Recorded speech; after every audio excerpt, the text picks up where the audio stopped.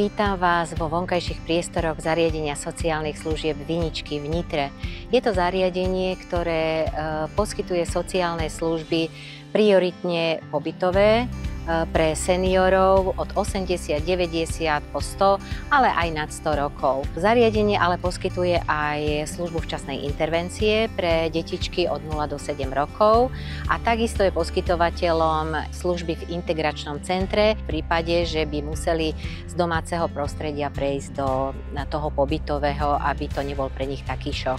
Prostredníctvom projektov sa snažíme do zariadenia prinášať inovatívne veci, ktorými spríjemňujeme a zlepšujeme samotný život seniorov v zariadení. Tým, že sú to starší ľudia, tak svojím spôsobom strácajú tak psychické, ako aj fyzické sily. A prostredníctvom projektu, ktorý sme podali, tak by sme chceli samotným seniorom ten život v zariadení zlepšiť. Seniori bývajú v 2 štvorpodlažných budovách. Tieto budovy obsahujú viacero priestorov zameraných na dennú činnosť seniorov, nakoľko praktizujeme tak individuálny prístup, ako aj skupinové cvičenia pre seniorov.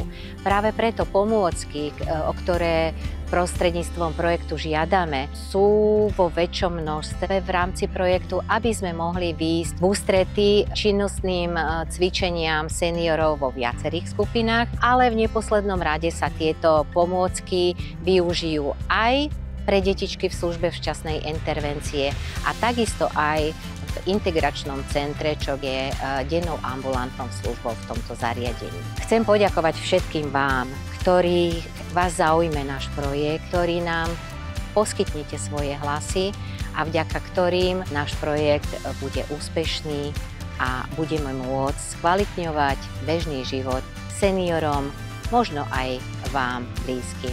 Ďakujem veľmi pekne.